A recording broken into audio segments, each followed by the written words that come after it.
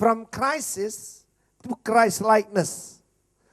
Dari krisis kepada keserupaan dengan Kristus.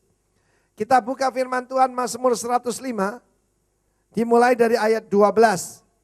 Berbicara tentang bangsa Israel, kita bisa belajar. Berapa banyak saudara mau belajar, maksud saya gini, berapa banyak saudara percaya bahwa pengalaman adalah guru yang terbaik? Saya yang percaya, angkat tangan. Jangan. Pengalaman bukan guru yang terbaik. Pengalaman orang lain itu guru yang terbaik. Amin. Karena itu kita mau belajar daripada bangsa Israel. Apa yang terjadi pada bangsa Israel pada zaman dulu itu adalah tupos, adalah satu tipe daripada apa yang akan kita alami dan sedang kita alami. Baru-baru ini ada perampokan di daerah Tebet di Jakarta. Dan polisi langsung berkata, ini pemain lama. Ini pemain lama, kata polisi. Dari mana polisi tahu? Tolong dijawab. Dari apanya? Apa dari baunya perampok itu? Dari apanya? Ya, modus operandi. Dari modus operandinya, polisi bisa tahu. Oh, ini perampok ini dia. Tetapi banyak orang tidak mengerti modus operandinya Tuhan. Sehingga mereka mengalami confused. Mereka mengalami kebingungan, mereka mengalami kekacauan dalam hidupnya. Karena tidak mengerti modus operandinya Tuhan. Mari kita lihat sekarang Mazmur 105 ayat 12. Ketika jumlah mereka tidak seberapa, sedikit saja dan mereka orang-orang asing di sana, bukan cuma orang asing, dan mengembara dari bangsa yang satu ke bangsa yang lain, dari kerajaan satu ke suku bangsa yang lain. Ia, yaitu Tuhan, tidak membiarkan seorang pun memeras mereka. Raja-raja dihukumnya oleh karena mereka. Barang siapa menyentuh biji mata Tuhan, ada hukumannya. Ayat 15, ini ayat ancaman. Jangan mengusik orang-orang yang kuurapi, dan jangan berbuat jahat kepada nabi-nabiku. Jangan mengusik orang-orang yang kuurapi dan jangan berbuat jahat kepada nabi-nabiku. Saudara, itu perintah daripada Tuhan dan ancaman kepada bangsa-bangsa lain. Apa yang kamu lakukan pada Israel, kamu urusan dengan saya. Sebab Tuhan punya perjanjian dengan Israel. Ayat 16, ini ayat krisis. Ketika ia mendatangkan apa? Kelaparan ke atas negeri itu, dan mengerikan ini, menghancurkan seluruh persediaan makanan. Wow, lebih dari krisis ekonomi, ini krisis pangan. Krisis pangan bisa mati, saudara. Ya, apa solusi Tuhan? Ayat 17. Diutusnya berapa orang? Seorang. Diutusnya seorang mendahului mereka. Siapa dia? Yusuf atau Yosef. Yang dijual menjadi budak. Mereka mengimpit kakinya dengan belenggu. Lehernya masuk ke dalam besi. Sampai saat firman-Nya sudah genap dan janji Tuhan membenarkannya. Raja menyuruh melepaskannya. Penguasa bangsa-bangsa membebaskannya. Dijadikannya dia Tuhan atas istananya dan kuasa atas segala harta kepunyaannya, untuk memberikan petunjuk pada para pembesarnya sekehendak hatinya, dan mengajarkan hikmat kepada para tua-tuanya. Demikianlah Israel datang ke Mesir, dan Yakub tinggal sebagai orang asing di tanah Ham. Ayat 24, ayat ekspansi. Siap buat ekspansi? Bandingkan dengan ayat 12, ayat 24. Saya bacakan. Tuhan membuat umatnya apa? Sangat subur dan menjadikannya lebih kuat daripada para lawannya. Tapi kemudian ayat krisis lagi, ayat 25. Diubahnya hati mereka untuk membenci umatnya, untuk memperdayakan hamba-hambanya. Ayat 26 dan 27, solusinya Tuhan. Diutusnya Musa hambanya dan Harun yang telah dipilihnya. Keduanya mengadakan apa? Tanda-tandanya di antara mereka dan mujizat-mujizat di tanah Ham. Amin, saudaraku. Katakan tanda dan mujizat. Haleluya. Nah, saudara yang kasih, perhatikan di sini. Ada satu modus operandi daripada Tuhan. Saya memberikan resep sederhana 4C. Para wanita tahu berlian itu syaratnya 4C. Kalau C4 itu bahan peledak. Ini pokoknya dynamit. Yang pertama adalah krisis. Katakan krisis. Kalau Indonesia 4K, gampang, ingatnya gampang. Jadi pertama-tama harus ada krisis. Dan yang ngadakan itu bukan setan. Yang ngadakan itu Tuhan. Coba renungkan sebentar. Yang ngadakan itu Tuhan. Ini krisis pangan, saudara. Saya mau tunjukkan ayat-ayat dalam Alkitab. Saya akan bicara bagian yang pertama agak banyak. Karena saudaraku, lewat krisis selalu umat Tuhan itu dibuat berkembang, saudaraku. Ya, betul? Lewat krisis selalu umat Tuhan dibuat unggul. Kita lihat di sini ada 2 krisis yang Tuhan orkestrakan, diorkestrakan oleh Tuhan. Yang pertama adalah krisis pangan. Wow. Yang kedua, saudaraku, adalah krisis yaitu antisemit, anti-Yahudi ataupun anti umat Tuhan. Dibuatnya hati mereka membenci umatnya. Kalau saya mengikuti berita di CNN, di BBC kemarin diceritakan di Afghanistan, ada 8 hamba Tuhan. Mereka kerja lewat apa? Lewat ngobati orang gratis. Dibilang mata-mata Amerika, ditembak, saudara. Dan anehnya, kata pemimpinnya, loh kami ini sudah 30 tahun di sini. Bukan yang baru datang. Sudah ngobati orang puluhan ribu. Mungkin lebih dari itu. Tapi dibilang mata-mata Amerika. Ya mungkin kalau baru datang. Saya mau beritahu saudara, siapa yang izinkan ini? Diubahnya hati mereka membenci kepada umatnya. Aneh saudara. Tapi saya mau beritahu ojo gumun. Tuhan punya rencana. Di mana ada hati mereka, hati Mesir dibuat membenci umat Tuhan. Sebelumnya mendapat favor. Ketika Israel datang ke Mesir, apa kata Firaun? Silakan ambil tanah yang paling subur dan tanah yang paling baik. Tidak mungkin saudaraku kalau ada pengungsi datang. Orang luar misalnya orang Afghanistan ke sini. Ya, lalu wali kota berkata begini, baik. Kami akan serahkan daerah Darmo untuk tempat tinggalmu. Tidak mungkin kan? Paling gini, oh ya kamu tinggal aja di tanggulnya Lapindo sana. Iya kan? Jadi kalau lapar silakan makan lumpur. Ya, bikin kue lumpur sendiri. Tetapi firman Allah mengatakan mereka dapatkan tempat yang terbaik. Segala yang terbaik di Mesir diberikan pada mereka. Tetapi akan tiba waktunya berhenti. Diubahnya hati mereka benci pada umatnya. Kira-kira 2 bulan yang lalu saya khotbah di sini. Ada 2 bangsa di dunia yang tidak punya perkataan krisis. Yaitu Jepang dan Cina. Krisis adalah kesempatan. Kesempitan itu sama dengan kesempatan. Cuma beda huruf I dan huruf A. Amin. Tergantung bagaimana kita melihatnya. Saya tidak tahu krisis apa yang saudara alami. Mungkin saudara terancam PHK, mungkin saudara mengalami penyakit, mungkin saudara mengalami apa saja dalam hidup saudara. Jangan takut, justru krisis diorkestrakan Allah untuk menjadikan berkat buat saudara. Saya buktikan dalam firman Tuhan, oke? Tuhan menyebut dirinya, akulah Allah, Abraham, Ishak dan Yakub. Kita lihat Abraham. Abraham di dalam Kejadian 26 ayat 10.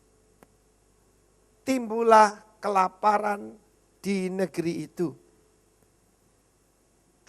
Dan Abraham Dia go down to Egypt. Dia pergi ke Mesir sebab hebat kelaparan di negeri itu. Jangan lupa saudara bahwa Tuhan selalu memberikan kepada umatnya tanah milik bangsa-bangsa lain. Dalam Mazmur 105 ayat yang ke-11 dia berfirman, kepadamu akan kuberikan tanah Kanaan sebagai milik pusaka yang ditentukan bagimu. Waktu itu tanah Kanaan sudah banyak bangsa lain. Bangsa Amalek, bangsa Kanaan, bangsa Yebus, bangsa Feris, bangsa Hewi, bangsa Het. Semuanya disingkirkan Tuhan. Haknya diberikan kepada Abram dan keturunannya. Tetapi saat itu saudara timbul kelaparan. Saudara berada dalam kehendak Tuhan. Belum tentu saudara sering berkata, Tuhan aku dalam keadaan benar. Aku tidak nyeleweng, tidak selingkuh. Tidak lirik-lirik istrinya orang. Why this happened to me? Saudara harus mengerti Tuhan yang mengorkestrakan. Tidak ada bahasa Indonesia, bahasa Inggris ada. Ya, bahasa Inggris ada. Mengorkestrakan saudaraku. Begitu rapi dia kirim krisis. Tapi akibatnya Kejadian 13 ayat 2. Baca Kejadian 13 ayat 2. Tidak pernah dikata sebelumnya Abram orang kaya. Tapi dalam Kejadian 13 ayat 2, keluar dari Mesir. Saudaraku dia menjadi orang kaya. Adapun Abram apa? Bukan kaya ternyata. Very rich. In livestock, in silver and in gold. Sayang, pada waktu ke Mesir dia bandang Hagar, saudaraku. Ya, itu bahaya itu saudara. Excess baggage. Dengar saudara yang kasih. Pada waktu kelaparan, ternyata Tuhan bawa dia ke Mesir. Dan kita tahu bagaimana Tuhan melindungi Abram terhadap Raja Mesir dan Raja Gerar. Pada waktu itu Tuhan menegur mereka. Wow, jangan apa-apakan ini hambaku. Hari ini saudara saya mau beritahu saudara. Ketika ada krisis, itu adalah jalan menuju kelimpahan. Amin. Jalan menuju kelimpahan. Ada kesempitan jangan takut, itu adalah kesempatan. Amin. Haleluya. Krisis adalah kesempatan. Wow, saudara harus ucapkan ini. Saudara yang kasih Tuhan, kita tunjukkan kehidupan daripada Ishak. Kejadian 26 ayat ke-1. Dalam Kejadian 26 ayat yang pertama, saudara, kita tahu ada kelaparan lagi. Another crisis. Tetapi kesempitan adalah kesempatan. Kejadian 26 ayat 1. Firman Tuhan berkata bahwa hebat kelaparan, tapi ini bukan kelaparan pertama. Artinya sudah punya pengalaman. Ishak sudah dapat bekal daripada ayahnya itu Abram. Nak, jangan takut nak. Lihat papa. Papa dulu biasa-biasa aja. Tetapi setelah krisis justru papa jadi seperti ini. Amin. Jadi 26 ayat 1 timbul kelaparan lagi negeri itu. Ini bukan kelaparan yang pertama. Yang telah terjadi zaman Abraham. Sebab itu Ishak pergi ke Gerar. Yaitu kepada Abimelek raja orang Filistin. Tetapi dalam ayat ke-12. Wow, kesempatan. Maka menaburlah Ishak di negeri itu. Dan pada tahun itu juga. Dengar, tahun ini tahun ekspansi. Amin. Tapi ekspansi harus dimulai dari krisis. Ya. Destruction. The destruction must come first before construction. Sebelum ada konstruksi, harus ada destruksi lebih dulu. Dengar saudara, mungkin hari ini engkau seperti mengalami dirombak, seperti mengalami destruksi, tetapi itu untuk mengalami ekspansi.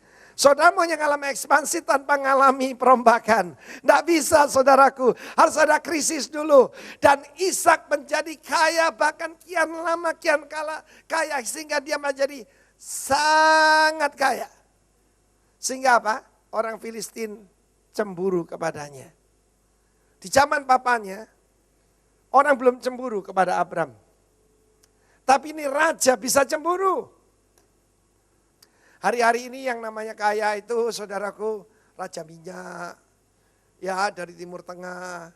Akan tiba waktunya saudara ya, anak-anak Tuhan, pengusaha-pengusaha Indonesia, anak-anak Tuhan diberkati Tuhan luar biasa. Sekarang sudah iri, nanti orang akan lebih iri lagi saudaraku. Amin. Memang Tuhan yang mengorkestrakan saudara. Kemudian dibuatnya hati mereka benci padanya.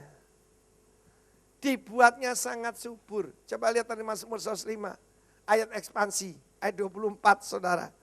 Dibuat lebih kuat. Become stronger than their enemies. Saudara jangan takut kalau ada enemy. Jangan takut kalau ada orang membenci saudara. Sebab Mazmur 23 berkata, God prepare a table before me, before my enemy. Ya, sebelum ada enemy tidak ada pesta. Sebelum enemy tidak ada ekspansi. Di padang rumput hijau tidak ada ekspansi. Di lembah bayang-bayang maut pun tidak ada ekspansi. Tetapi ketika ada musuh-musuh Tuhan menyediakan hidangan. Dan mereka mengertakkan gigi lalu hancur. Dengar saudaraku. Kita lihat Ishak, sekarang saya tunjukkan Yakub. Yakub mengalami saudara yaitu ditekan oleh mertuanya. So menghadapi bos yang lalim. Kemarin salah satu dari Anda telepon saya, Pak, bos saya itu keterlaluan pada saya. Dengar, ada firman Tuhan ini. Untuk Yakub. Di dalam Kejadian pasal 30 ayat 31. Maka sangatlah bertambah-tambah harta Yakub. Dan ia mempunyai banyak kambing domba. Budak perempuan dan laki-laki, unta dan keledai. Dengar saudara, dalam bahasa Inggris lebih indah lagi. Thus the man became exceedingly prosperous. Bukan cuma very rich. Ya, bukan cuma very wealthy. Tetapi exceedingly prosperous. Mau dibuat jahat tidak bisa. Saudara masih ingat cerita tentang Yakub. Mertuanya sangat licik. Istilah saya kalau Yakub itu tok coa, ular beracun. Mertuanya tok liong. Naga beracun, saudaraku. Ya, bukan keong racun, naga beracun. Nah, pada saat itu dibuat perjanjian sangat merugikan dia.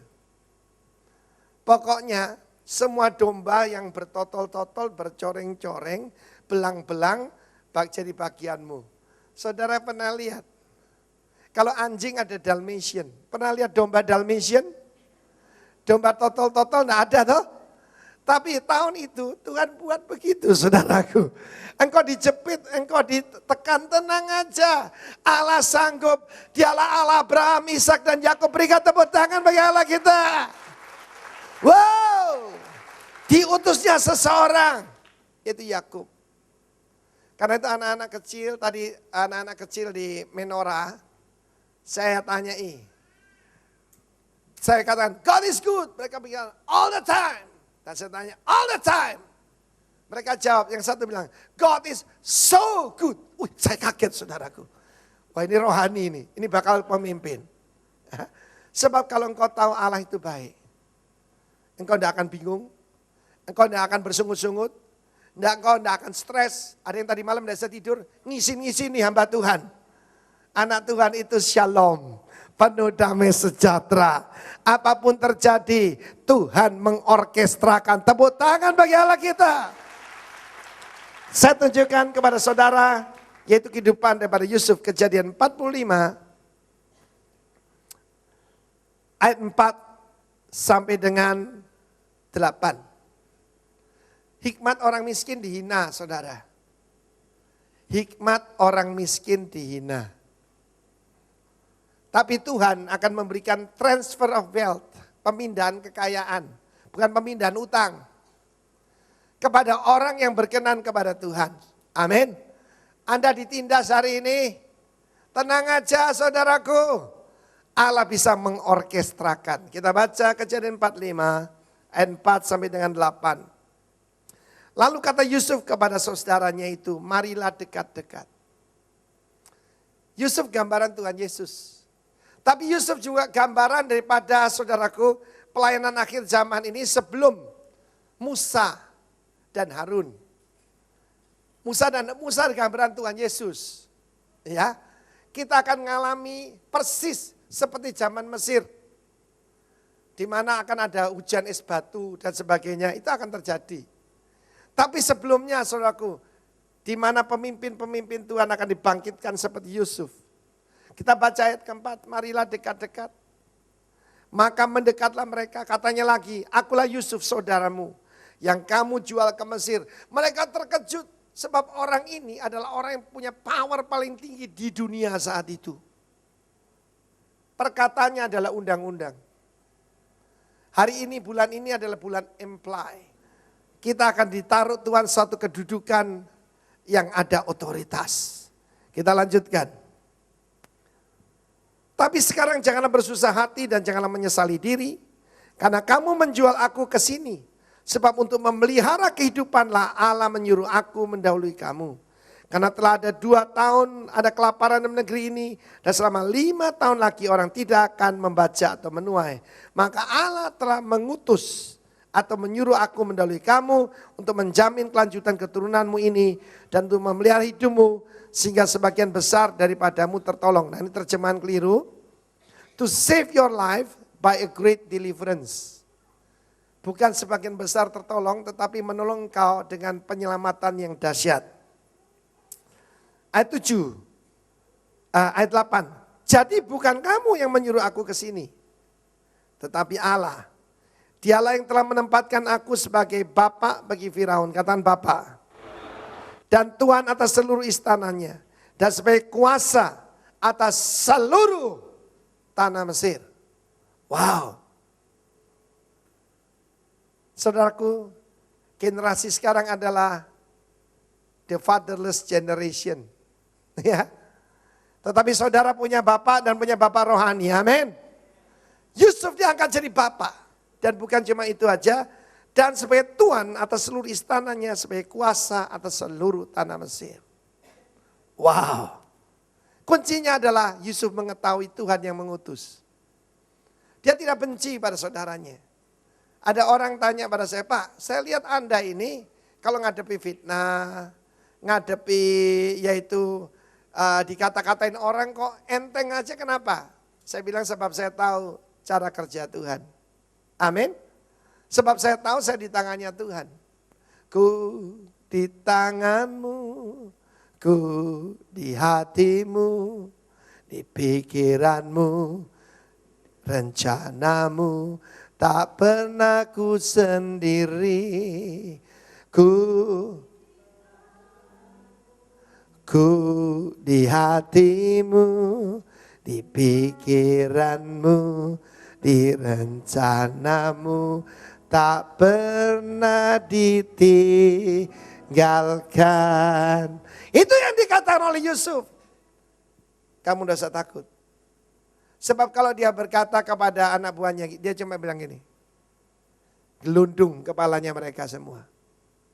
Dia bilang selamatkan Benyamin, yang 10 ini pernah jual saya, potong lehernya. Dari mana kita tahu aslinya seseorang? Taruh pistol di tangannya. Kita akan tahu. Bukan pistol-pistolan, pistol yang benar-benar ya ada pelurunya. Itu aslinya kelihatan. Taruh kuasa pada dia, taruh otoritas pada dia. Aslinya kelihatan. Tetapi Yusuf, gambaran dari Tuhan Yesus. Gambaran representative of Christ Kingdom. Dia berkata, jangan menyesali diri. Tuhan yang mengutus aku kemari. Amin. Luar biasa saudaraku. Firman Allah berkata diutusnya seseorang. Saudara lihat dalam diri saudara. Saudara diutus di perusahaan di mana saudara bekerja. Di kampus di mana engkau ditempatkan. Dimanapun kau berada. Berdirilah sebagai saksi Tuhan. Sebagai perwakilan kerajaan Allah. Tepuk tangan bagi Tuhan. Nomor 2, C yang kedua adalah karakter. Perkataan karakter dalam Alkitab. Ada ketika orang-orang Farisi mau menjebak Tuhan Yesus. Guru, apa boleh kita membayar pajak pada Kaisar? Kalau Yesus berkata bayar saja. Wah, pengkhianat bangsa. Dia bukan Mesias yang kita tunggu-tunggu. Atau kalau Yesus berkata jangan bayar, dilaporkan. Ada seseorang pemimpin umat yang mengajari sesat. Tidak boleh bayar pajak pada pemerintah. Itu pemerintah kafir ya. Tapi Tuhan berkata tunduk kepada pemerintah yang ada di atasmu. Cuma kalau memerintahkan yang melawan firman, jangan tunduk. Amin. Loh betul, saya ulang ini. Kalau ada orang, ada peraturan dilarang ibadah, ibadah saja. Amin, saudaraku. Lu kan harus tunduk peraturan pemerintah. Kalau ada peraturan seperti itu, seperti terjadi di Cina, di mana saja, kita harus lebih tunduk pada Allah daripada tunduk akan manusia. Lalu Tuhan Yesus berkata, berikan aku sebuah mata uang. Mata uang yang berlaku saat itu ya mata uang Romawi. Gambar dan tulisan siapa ini? Perkataan gambar, image, itu adalah karakter. Karakter dan tulisan siapa ini? Gambar dan tulisan kaisar. Berikan kepada Allah yang menjadi bagian Allah. Dan berikan kepada kaisar yang menjadi bagian kaisar. Tertutup mulut mereka semua. Demikian juga hidup kita ini seperti mata uang. Gambarnya siapa yang kelihatan di situ. Pada waktu saya baru menikah, Anda masih ingat? Saya sadis, katanya istri saya. Sadis ya enggak lah, cuma sombong dan keras. Gambarnya bukan gambar Yesus, gambarnya Hitler. Jadi saya ada kumisnya di sini. Tapi sekarang bukan sayang ya. Kelihatan Kristus. Karena dulu saya di luar Kristus. Sekarang di dalam Kristus. Satu kali saya berbicara di Full Gospel Businessman. Lalu ada tulisan di situ, build up your character. Saya tanya saudara, bisa enggak orang merubah karakternya sendiri? Bisa enggak? Bisa atau tidak bisa? Bisa enggak orang merubah sifatnya? Merubah kebiasaan bisa habit. Merubah sifat bisa enggak? Tidak bisa. Merubah sifat enggak bisa. Ya. Pepatah Cina berkata, memindahkan gunung itu sukar. Tapi lebih sukar merubah sifatnya orang. Betul perkataan itu. Tetapi firman Allah menunjukkan, lewat yaitu saudaraku aniaya. Lewat sengsara, maka sifat seseorang bisa berubah. Kita membaca di dalam Mazmur 105 tentang Yusuf, utusan yang dipersiapkan Tuhan. Dikatakan di dalam ayat yang ke-18, mereka mengimpit kakinya dengan belenggu. Bukan karena dia berbuat jahat, saudara. Dia ngalami fitnah. Dia ngalami apa? Lehernya masuk dalam besi. Dianiaya. Tetapi bahasa Inggris berkata, they hurt his feet with fetters. He was laid in irons. Terjemahan yang lama, King James yang lama, the iron enters into his soul. Baja masuk ke dalam jiwanya. Dia jadi manusia baja.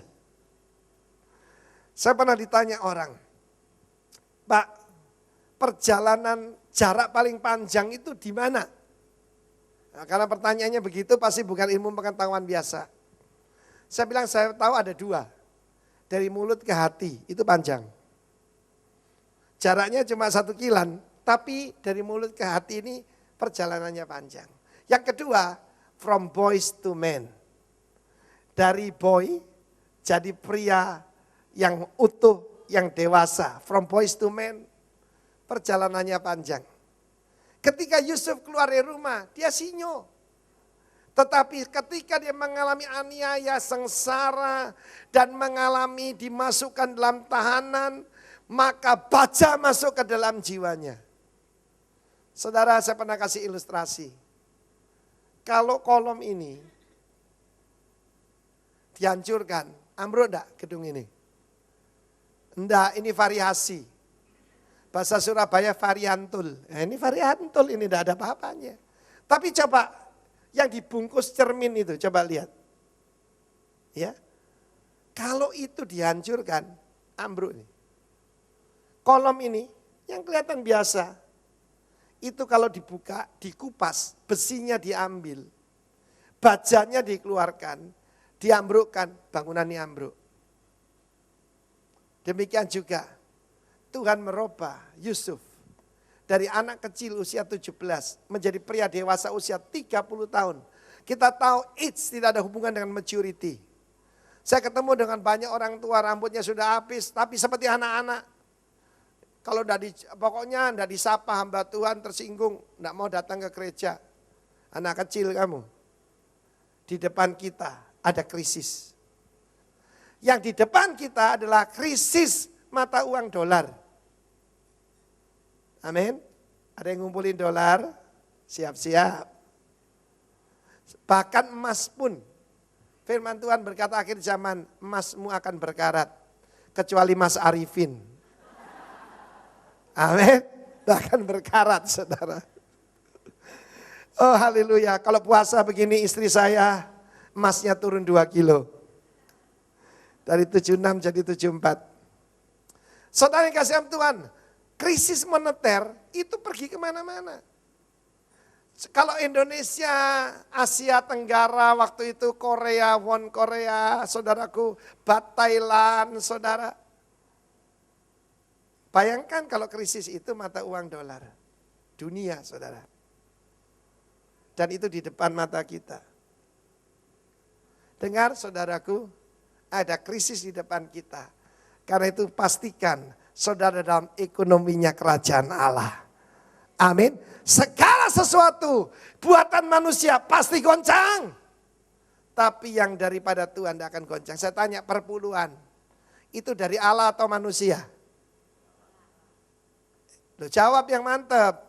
Persepuluhan itu ide manusia atau idenya Tuhan? Kalau dari Tuhan pasti tidak goncang.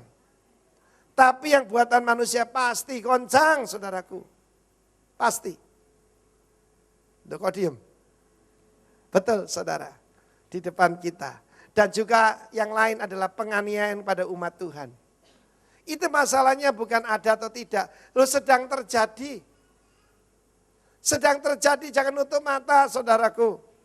Karena itu saya ajak puasa. Supaya apa? Supaya tahan menghadapi kesulitan.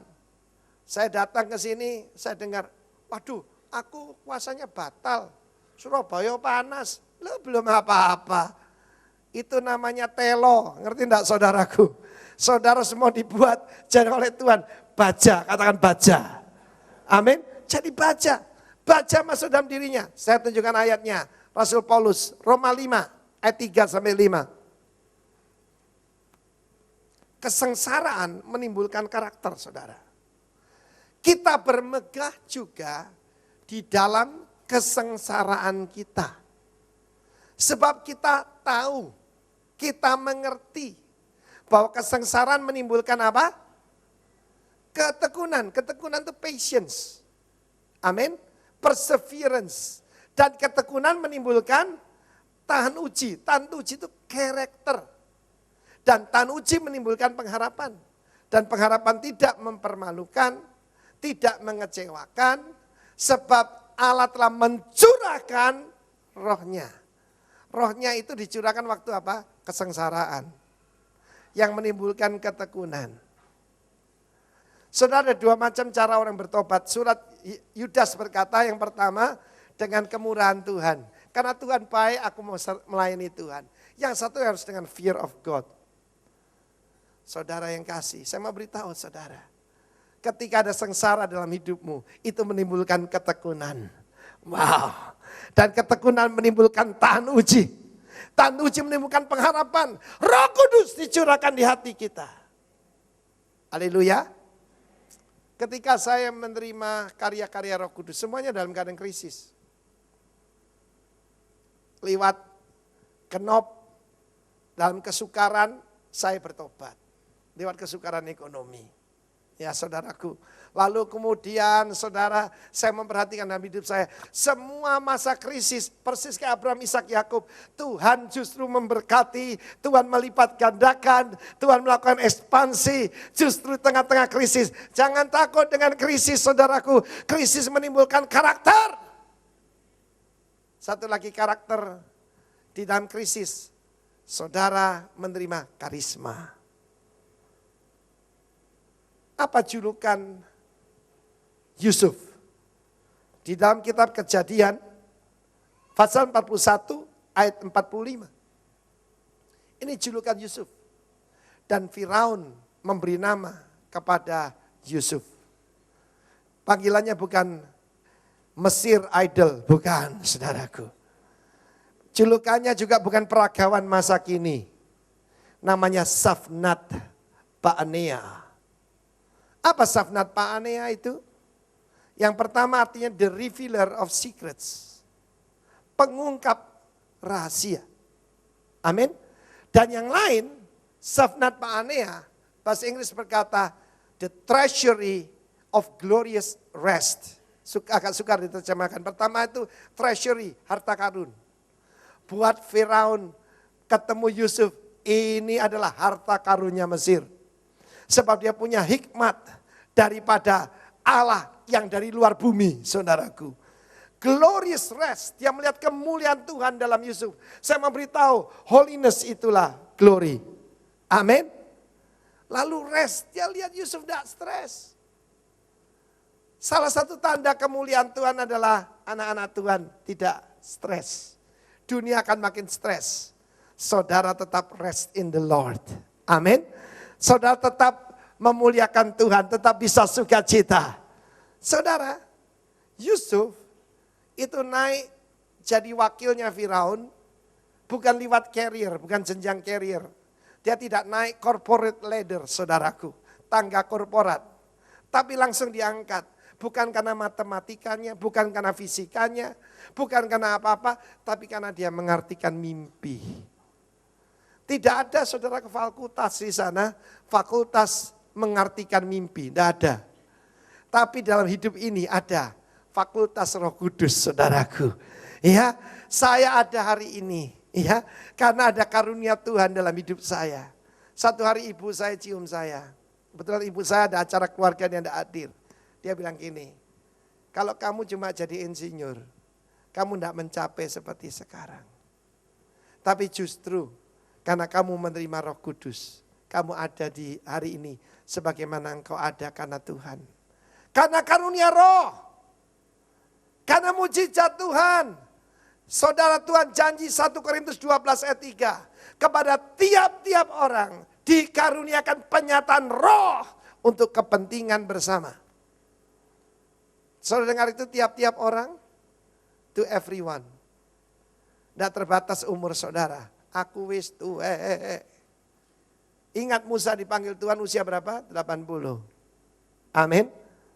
Saudara minta karunia roh daripada Tuhan. Dan engkau akan berdiri di depan orang-orang besar. Amsal 18:16. Tampilkan Amsal 18:16 bahasa Inggris. A man's gift, karunia seseorang, pemberian seseorang makes room for him and brings him before great men. Semua tampil di depan great men. Amin. A man's gift, karunia seseorang, bukan natural talent, ya, bukan talenta natural, tetapi lebih dari itu, supernatural.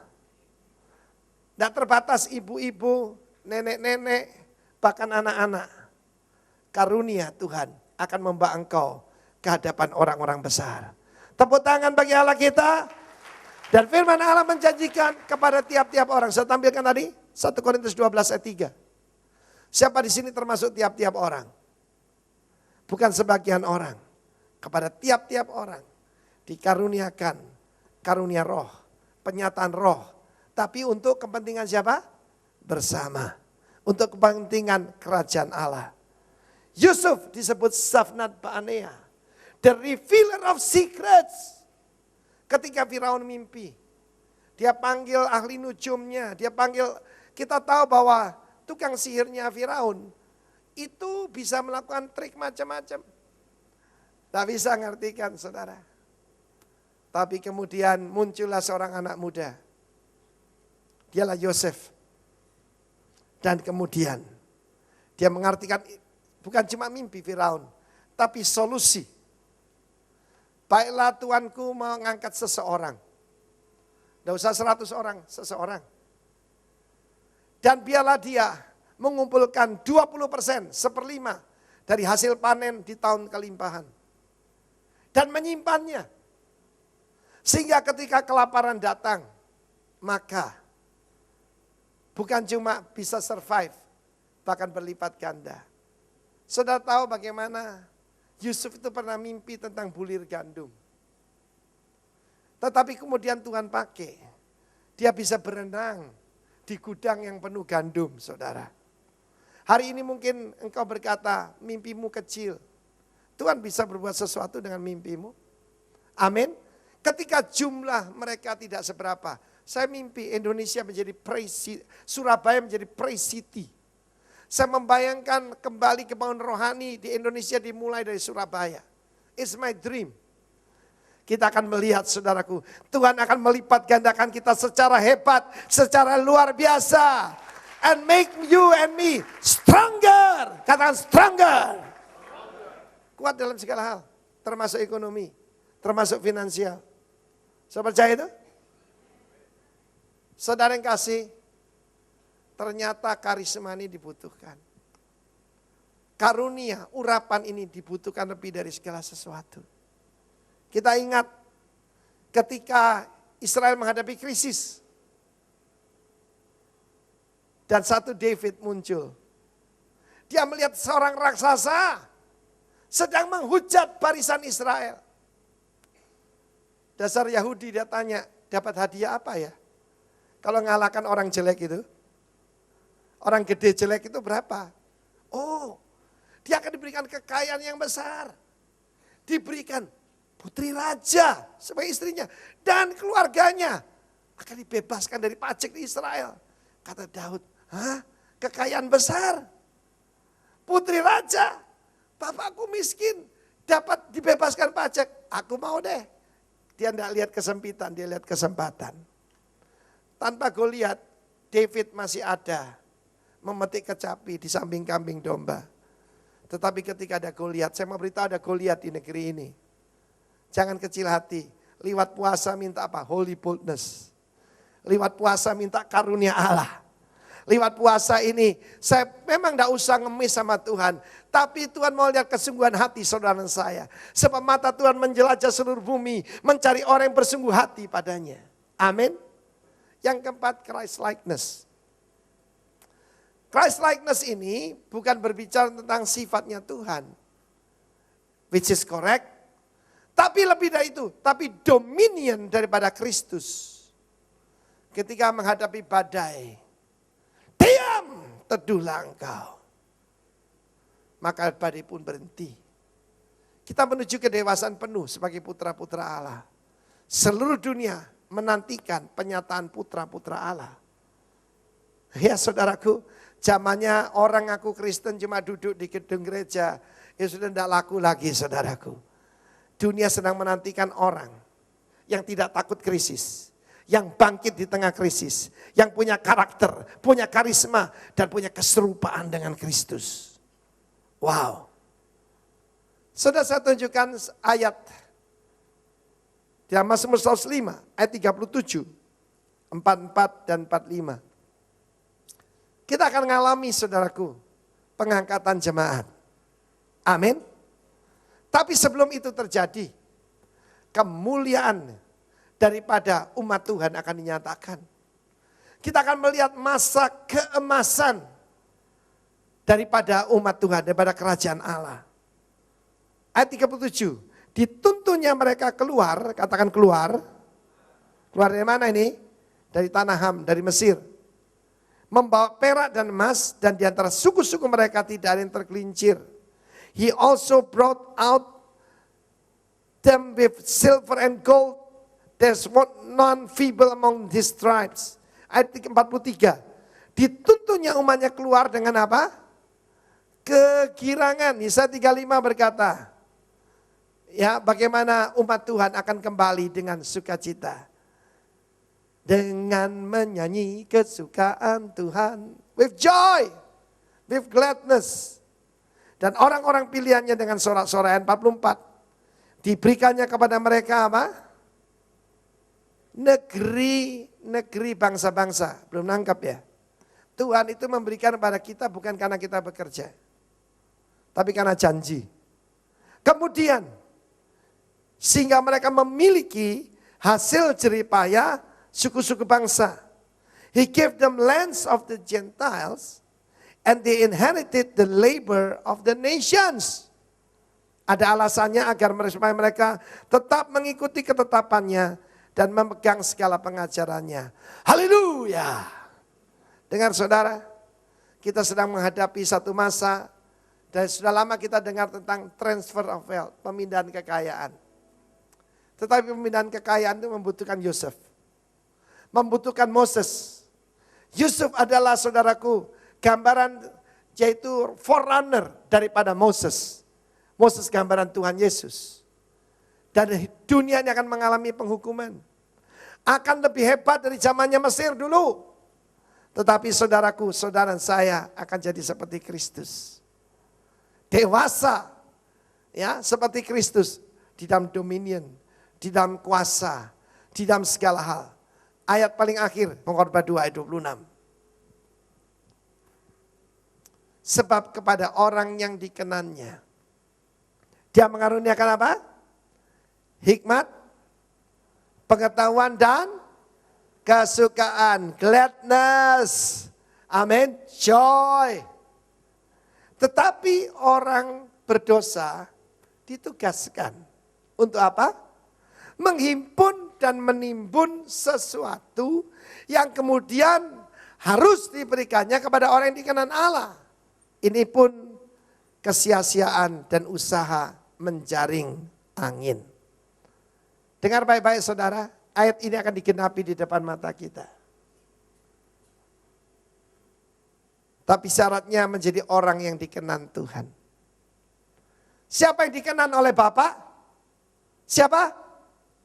Yesus, jangan ragu-ragu saudara. Bukan Arifin, Yesus. Dan karena Yesus, kita menjadi termasuk orang yang dikenan oleh Bapa. Diberikan 3 hal, hikmat, pengetahuan, dan kesukaan. Bagaimana Pak dengan orang berdosa? Oh ada tugasnya Mas. Disuruh menghimpun, disuruh menimbun. Loh kok banyak emasnya? Cuma nimbun Mas. Nanti harus diserahkan kepada orang yang berkenan kepada Allah.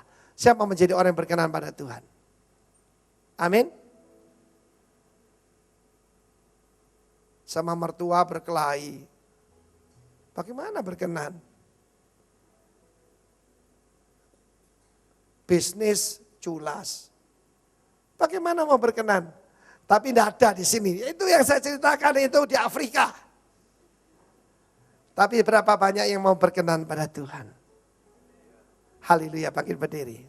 Tuhan, ku mau menyenangkan. Krisis sengsara.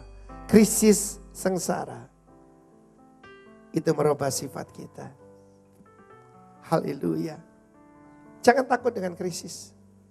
Krisis adalah kesempatan. Saudara, sebelum saya ditindas, firman Allah berkata, sebelum tertindas kita menyimpang. Mazmur 19 ayat 67. Tetapi ketika kita ditindas, kita belajar ketetapan Tuhan. Kesengsaraan. Ada yang bilang kesengsaraan membawa nikmat. Kesengsaraan membawa kita seperti Yesus. Yang percaya tepuk tangan buat Allah kita. Haleluya.